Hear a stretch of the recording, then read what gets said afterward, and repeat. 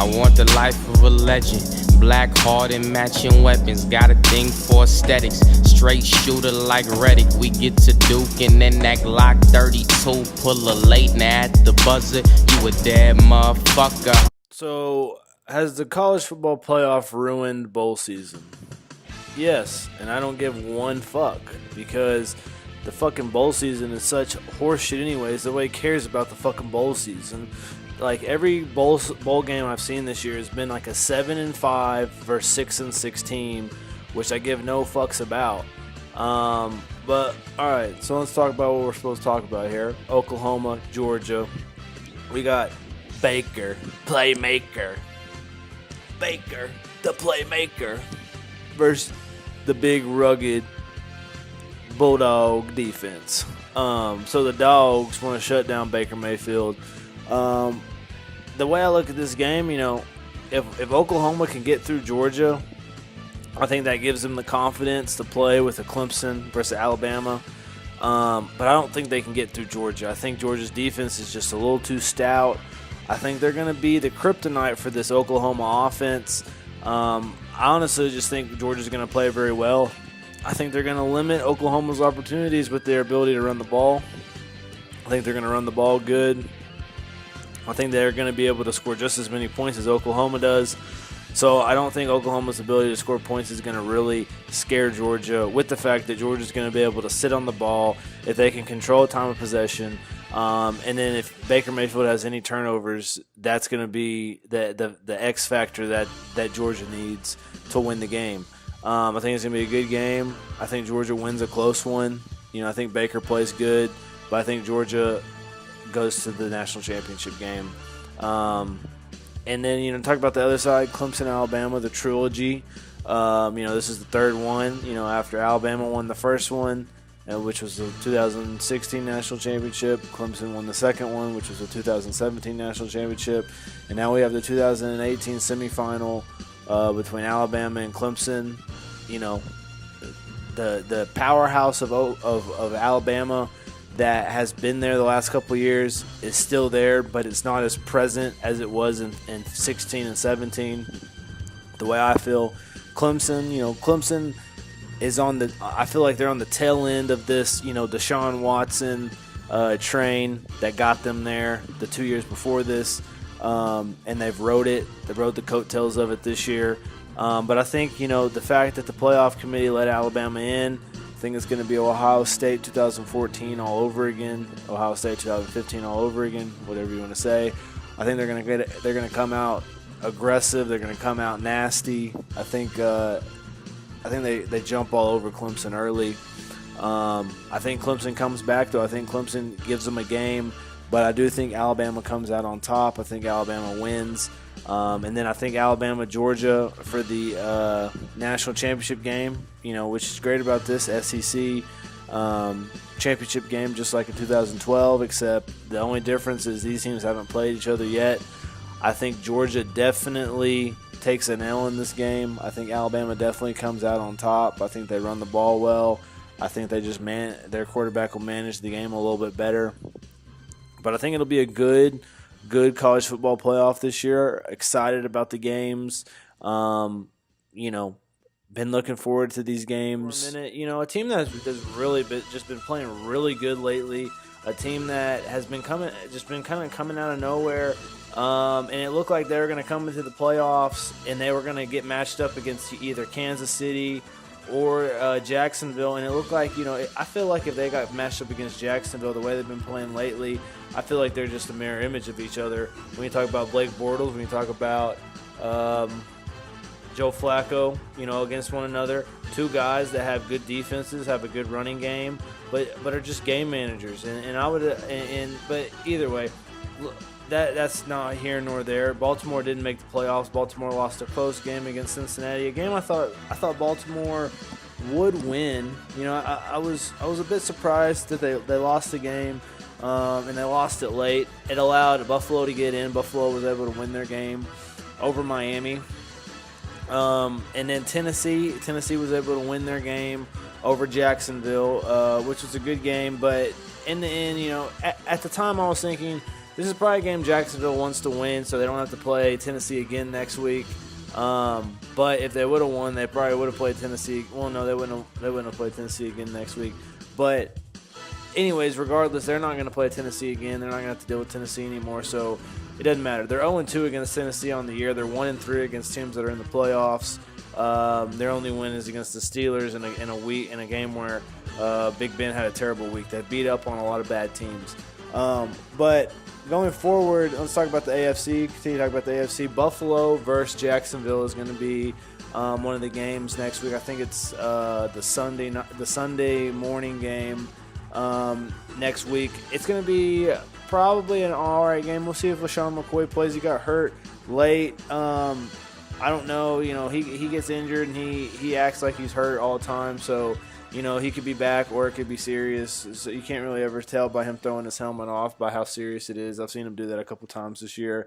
But anyways, it'll be, if they don't have him, that'll be basically their entire offense. But I don't really see Buffalo winning this game. Jacksonville, I think, can win the game pretty easily.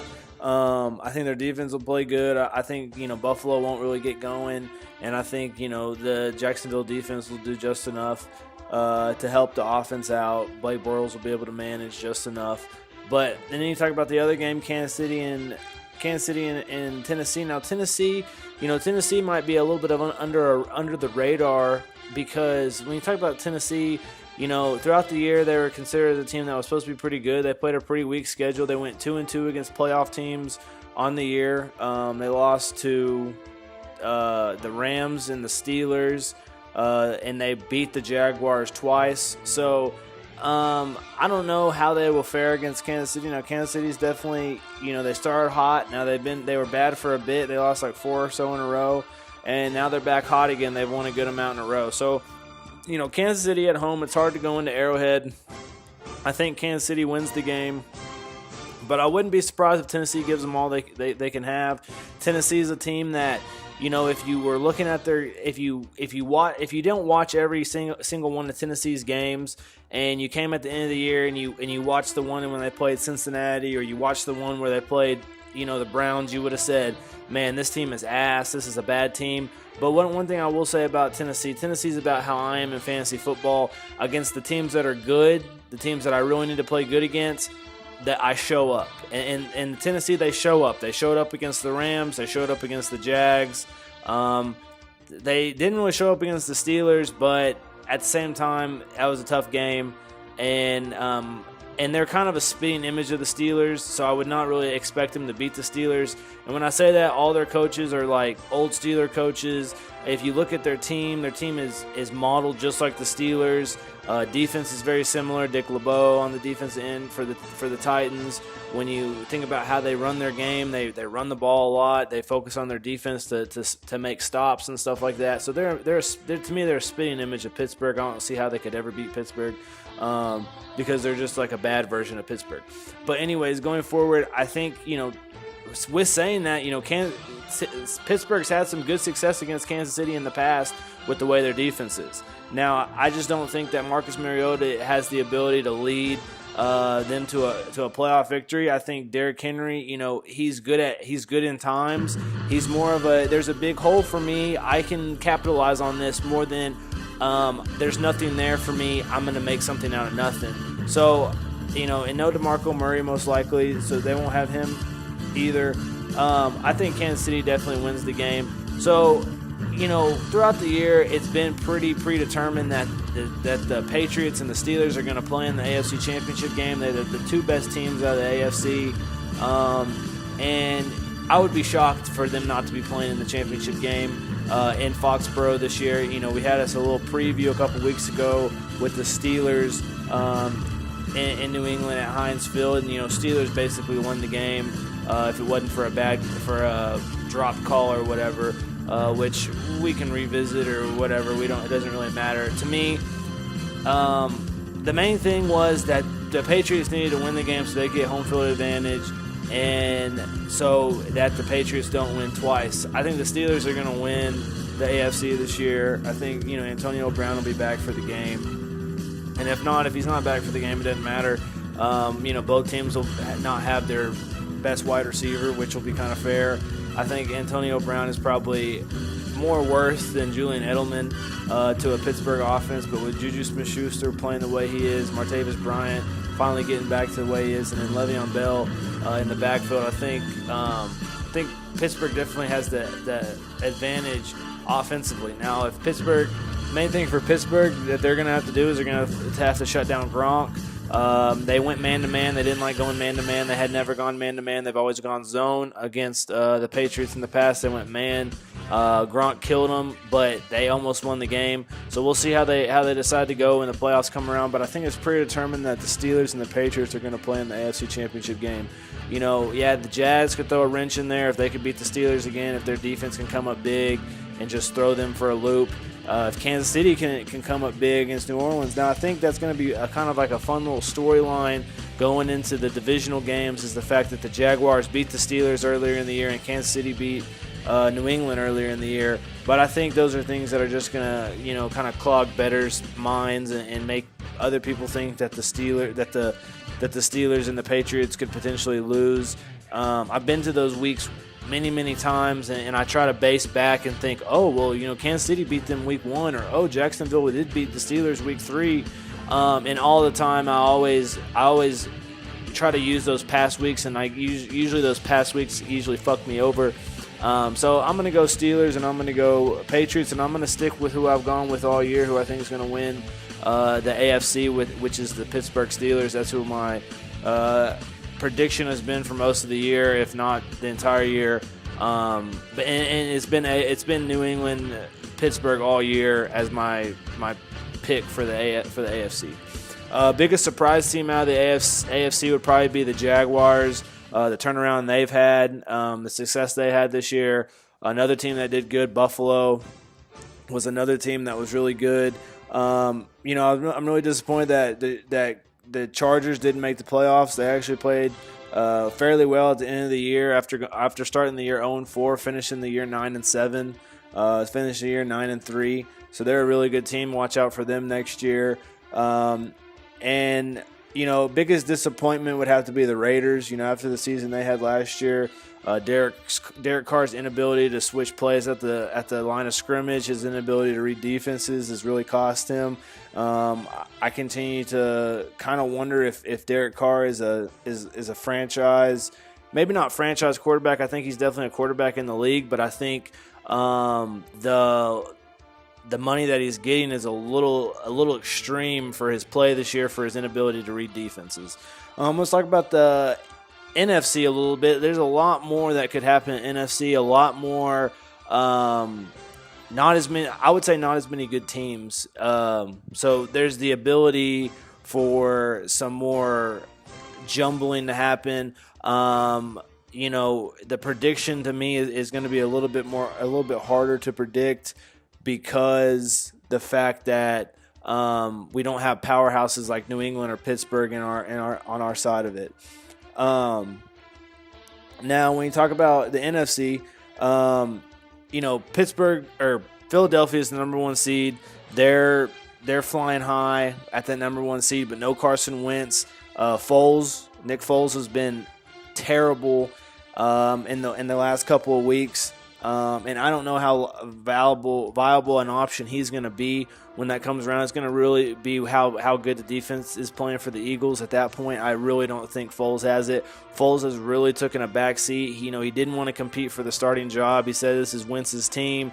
He's not. I don't think he's ready for this. You know, I think he was excited to sit the bench. I think he was excited to sit in the back and watch Wentz take over. I think he didn't want this role going into the playoffs, and definitely not a team that's, you know, 13-3 and the city wants a ring. You know, I don't think they've ever had one.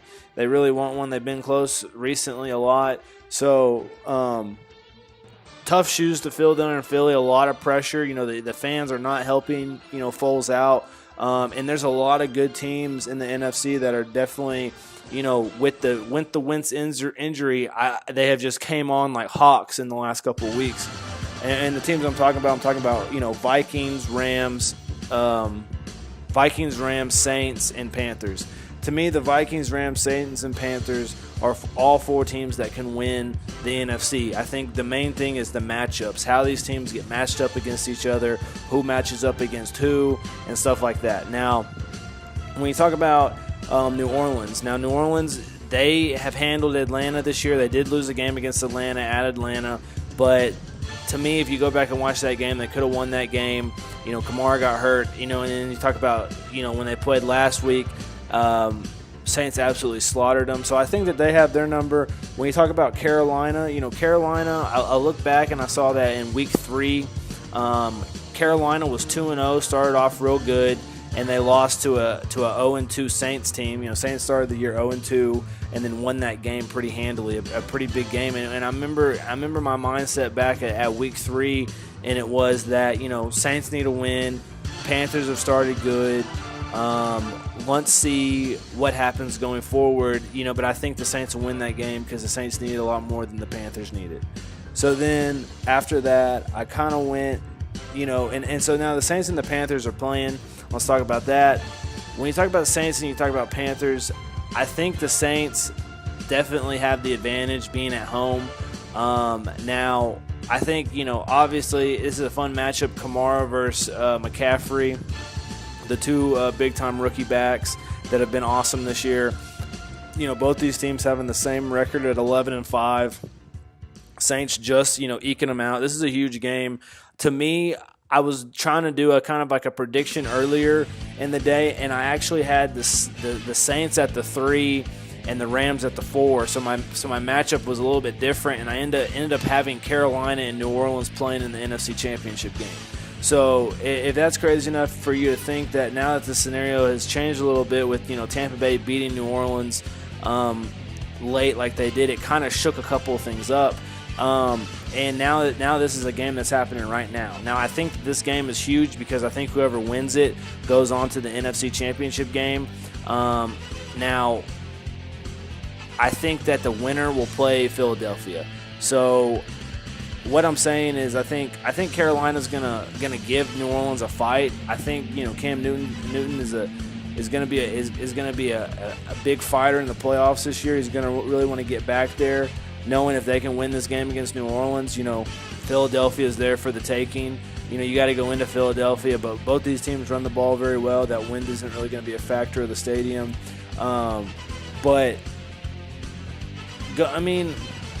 It's tough to decide who's going to win. I'm taking Saints, though. I think, veteran play of Breeze is going to really help them out. I think, McCaffrey is definitely an X factor. If McCaffrey gets going and is really giving those linebackers trouble, that's going to be key for the Panthers. But I think Saints win. They go on to play the Eagles, and then Atlanta and the Rams. I think Atlanta, they just creeped in here at the end. They're a good team. Don't get me wrong, and they went to the Super Bowl last year. They definitely could get hot, and they definitely could make some noise this year.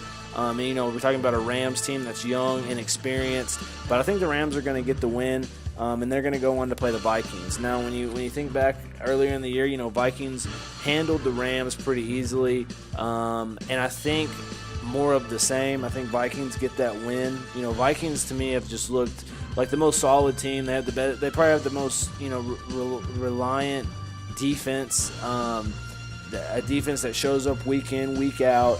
And I think that they can beat the Rams again at home. And then I think they play the Saints. So we have a Monday night rematch of Saints Vikings, which is completely different than the first one. Dalvin Cook versus Adrian Peterson were the backs in the first one. Sam Bradford versus Drew Brees was the quarterbacks that were going at each other. And, at the time, we had it framed as a very good Vikings defense versus a very bad Saints defense. Saints defense has definitely picked it up and definitely got themselves back into one of the top defenses in the league with their ability to get some really good cornerbacks out of the free agency and draft this year. And I think Saints are going to win the game. Saints are going to give a little redemption, a little payback after losing the first game of the year against the Vikings, and I think Saints Steelers is my Super Bowl prediction. I'm feeling Saints Steelers. It was funny. My uncle asked me earlier in the year, probably week 9 or so, maybe week 8. He asked me, who I thought was going to be in the Super Bowl, and I said Steelers, Saints then. And, I've kind of continually kind of gone through the playoffs thinking about who I thought will win which game and stuff like that. And after, it always ends up Saints-Steelers. I have a lot of confidence in the Saints. I have a lot of confidence in the Steelers. Now, there's definitely teams, standing in the way when you talk about New England. When you talk about the Vikings, there's definitely teams that stand in the way of, what I'm predicting. But I'm pretty confident about Saints-Steelers. And, talking about, obviously Rams are the surprise team of the NFC this year. Very good year out of them. I think I projected them maybe 4-12 or maybe even 3-13. I really didn't think anything of them this year. I didn't think that they would be that good. Jared Goff is passed with flying colors. And you talk about, some disappointment, Seattle not getting in. They're after winning that game against the Cowboys last week, Cowboys getting Zeke back, very disappointing way to end the year, beating the Eagles but not able to beat the Seahawks. Lions, very disappointing. Lions should be the 6th seed. They lost a game, I think, week 4 against the Falcons on the last play of the game where they kind of fucked them. And I think they basically fucked them for the spread. I don't even think they fucked them because they wanted Atlanta to get in and they wanted Detroit to get out. I think it was just to get the spread right. So that sucks for Detroit, but they would be a playoff team today if they could have won that game. And probably the biggest disappointment would probably have to be the Giants or the Bucks. And another surprise would probably be the way that the 49ers ended the year. I think they've won five in a row or so. They're 6-10. They ended up being 6-10 on the year after being like a 2-9 team or so. They were really bad. Maybe even 1-9. And then, obviously the injuries to the Giants, the coach carousel, and also, are they going to get rid of Eli and all that? We'll talk about all that later or whatever. That'll be later. And then, Bucks, the only thing I want to say about the Bucks ended the year very well. If you go back and you look at their last couple of games, after that game they lost to the Saints by 20. All their games after that were very close. If you look at the games before the Saints game, their games were very close. They lost a lot of close games last year. I think that they're poised to be really good next year, and it kind of sounds crazy with the division that they're in, but I don't see the Saints really being good after this year or in the future. I think they're going to lose Mark Ingram. They really don't have any money on their books to re-sign a lot of players, and they need to re-sign a couple of players. Falcons, I think Falcons could be good, and I think Carolina could be good, but I think Tampa Bay could be very good next year. Another team that could be very good next year. All the teams that are bad this year could be good next year. 49ers, Bucks, Giants could be good next year. Giants, honestly, they could bring Eli back, and when you bring Eli back, you can draft the quarterback if you want, but I don't know why you got Davis Webb last year, or David Webb if you're gonna draft another quarterback this year. That just doesn't make a lot of sense. Keep molding Davis Webb, stay behind Eli, get a back in the draft. I don't know. There's a lot of things that the Giants can do going forward. My brother, I can't trust my cousin. Oh, let me take my time. I want every girl like I can't make my mind. I spent 80,000 G's to flood the time. I don't wear no hangs, my t-shirt Saint Laurent. I just made a whole bag from like half of a show. I still got some